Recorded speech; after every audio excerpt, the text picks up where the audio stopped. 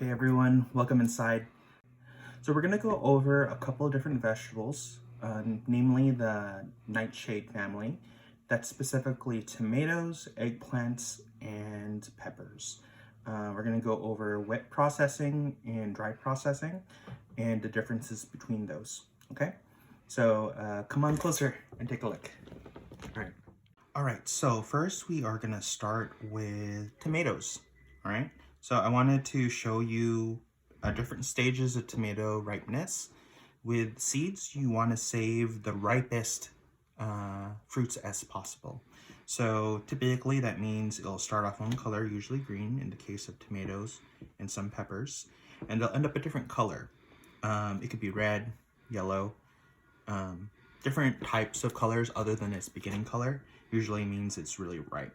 So here you can see one green tomato. This one would not be suitable for seeds, while this one is perfect because when you press on it, it's really soft. It actually indents a little bit, right? And it's very bright red. You can tell that this is almost too ripe, but this is perfect to save seeds from, okay? Same thing with peppers. They start off green, just like this. Eventually they turn red or another color like purple, right? This one, if you notice, is still pretty firm, right? It doesn't look wrinkly, it looks relatively smooth and plump. While the older one, which is this old pepper, it actually has little, I like to call them stretch marks, and it's really soft and squishy and very dark red. That's because this is overripe. The seeds on this one are definitely going to be better than this one and this one. This one you won't be able to save seeds at all. Okay, so I'm gonna show you how to do tomatoes first. Good. All right, so first things first. Obviously you can't save from a green one, so I'm gonna put that aside. This is the red one. What you do is you can remove the top, just like that. All you need is a good knife and a spoon. And then I like to have a little container, either a clear cup or bowl, like this one. Okay, but we're gonna use a small cup. So what I do is I cut the tomato in half. It does very easily. You can already see some of the seeds speckled throughout the tomato. So this is what I like to do first. I like to squeeze it out first, and then take all this pulp. Squeeze out all the juice. If there's any seeds in here, you can check. Scrape it out. It looks like I got most of the seeds out. I'm going to do the same thing on this side. And I want to show you something real quick. So tomatoes are naturally covered with a gel sac. So you can see here, that one seed, there's some flesh around it. That's the gel sac. And it actually prevents germination in tomato seeds. So what you need to do before you save these seeds and dry them is to degrade the gel sac by fermenting your seeds for a day or two with some water. And so I prepared a bowl of tomato seeds to ferment from the other day, and we'll be looking at that a little bit later. But anyway, I'm gonna go ahead and put all the seeds in here. You can see this can be a messy process. If you're doing a lot of tomatoes at once, that's better, but I usually save just from a couple of tomatoes. Okay, so I'm gonna get all the seeds out.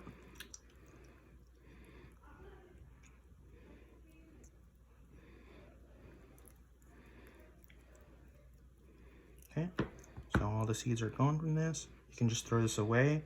If you want to make soup or something from this, it's a good way to use it, but these tend to be a little bit too ripe.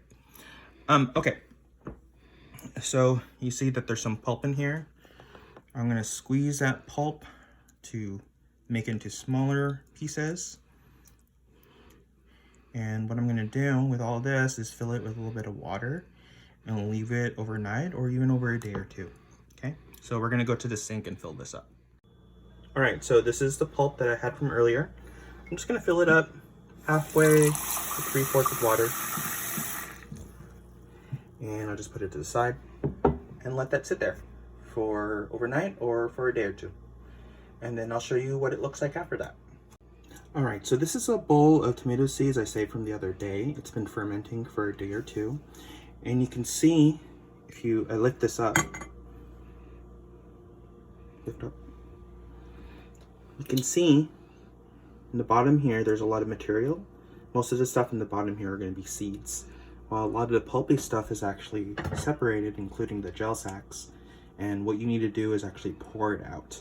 So I'm going to show you the process of doing this wet processing by pouring out a little bit at a time until we get nothing but seeds. So just watch me. So I usually fill up a little more water.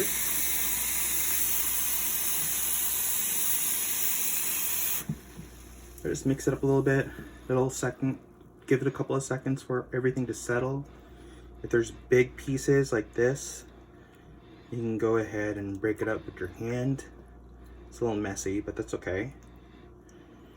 And then once the big pieces are separated and most of the material has fallen to the bottom, what you're going to do is gently pour out a little bit at a time.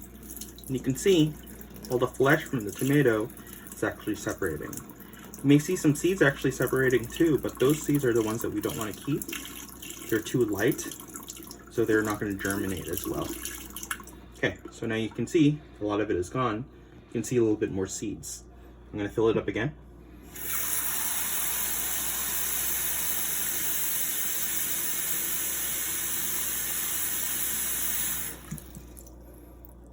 Break up any tissue. And then I'm going to let it settle again. Settle pretty quickly, actually. All right, I'm going to pour again.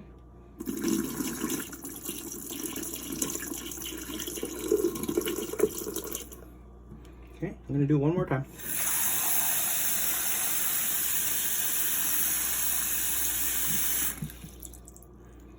I can see there's actually big pieces by themselves, so I'm just going to pick them out.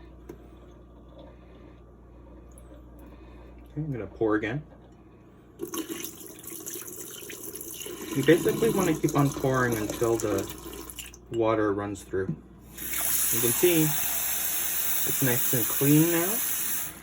There is still some gel sacks around the seeds, but they're degraded so much that it's not going to interfere with germination.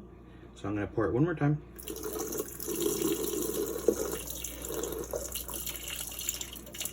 All right, at this point, you can see that it's mostly seeds.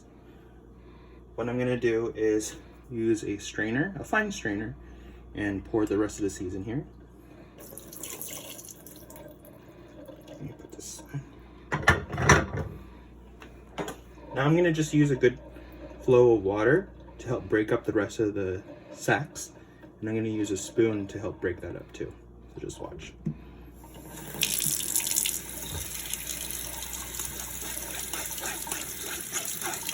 So you're just running it against the strainer. Do this for a couple of minutes. Get all those gel sacks broken.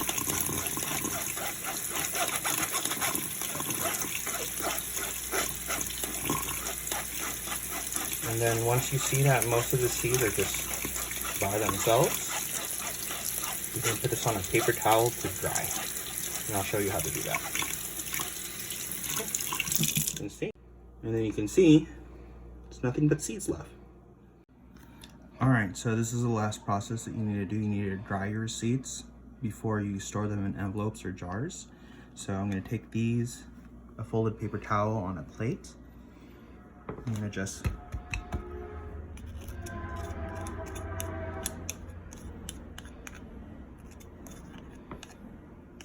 okay, you can see it's a little chunky. What I do is I use the back of the spoon to actually spread it out. That way there's a little bit more space in between the seeds, and try to get them as separated as possible. If they stay together, it's fine too. But that way they have a lot of airflow around the seeds. So this is going to take up a lot of the extra moisture that's still on the seeds and allow those seeds to dry. Okay, and then once these seeds are dry, they may stick to the paper towel. You can just rub the paper towel together with another one to get those seeds off, or you can pick it off by hand. And these tomato seeds are just ready to save in a nice, dark, cool place. Just make sure you leave this to dry over the course of a week or two. Some seeds need to actually dry longer than that as well. Just make sure it's always dry before storage. So that's how you harvest tomato seeds. This funky little thing is actually a type of cucumber. This is lemon chew cucumber. It's an heirloom type. It gets really ripe when it gets older, and it turns this beautiful orangey yellow color. This you do wet processing as well, similar to when you ferment the tomato seeds. So I'm going to show you how it looks like on the inside. I take off the top and I slice it across. It's going to be hard because these things get hard when they're older.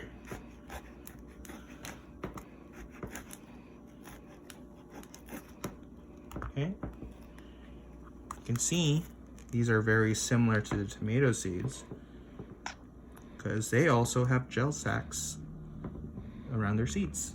So if you ferment these for a day or two and do the same wet processing that you do for tomatoes, you can save cucumber seeds as well. All right, last thing we're gonna look at is eggplant. These are in the nightshade family again. This one is not necessarily the best for harvesting seeds from. It's a little soft. You can tell that it's a little bit overripe because of the crack that's in the fruit. Ideally, you wait for these until they're yellowish brown and really hard. So I'm gonna see if there's any seasons. If there's none, then we won't save these ones. But yeah, eggplant seeds, so very similar to tomato ones, just a little drier.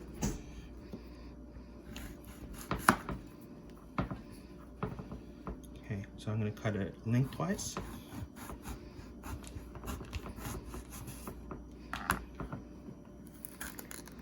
Okay, you can see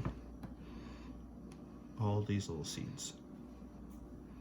So these are a little bit harder to separate. You have to kind of wet process these with a blender.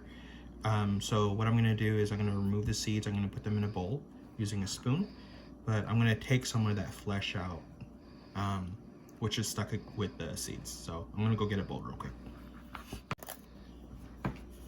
All right, so you see the eggplant. All you do is scrape. You can see there's a ton of seasoning plants. These are one of the ones that give you a ton typically.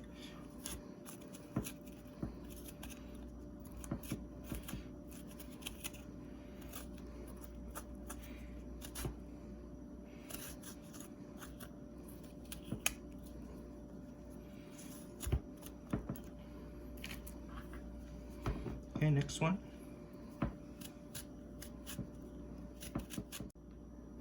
So I scraped this one too. You get a bunch of seeds from this. Eggplants are so satisfying to harvest seeds from.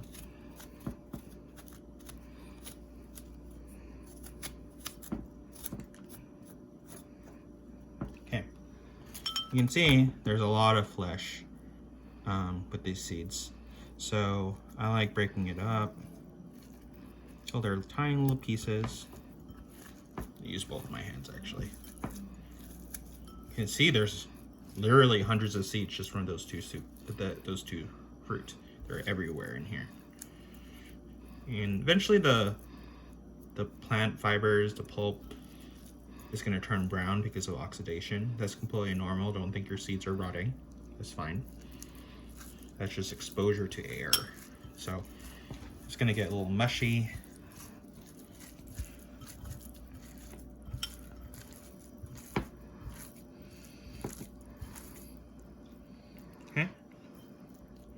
If you have a blender, you could do the same thing.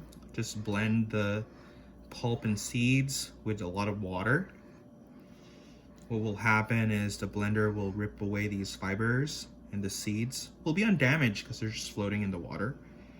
Then what you can do is blend it with the water for a minute or two. Once it's separated, you let it settle. And then you can pour off the plant material, the pulp, similar to that of the tomato process that I had earlier. But that's the easiest way of saving eggplant seeds. Make sure you dry these really well before you store them too. You would store them similar to what you would do with peppers and tomato seeds. Okay? And you can see my hands are covered in seeds. So very easy. Just remember that eggplants can cross-pollinate with other varieties. So make sure you grow a lot of the same kind of variety and harvest from several fruits. The ones that produce the best looking and best tasting fruits. And over the years, you will save those seeds and they'll become stronger. They will have the characteristics you want in the vegetable, and you can share it with friends and family. That's a great thing about seed saving. Anyone can do it, whether you're rich or poor, whether you're an amateur or professional seed saver. But yeah, that's how you harvest some seeds from your garden.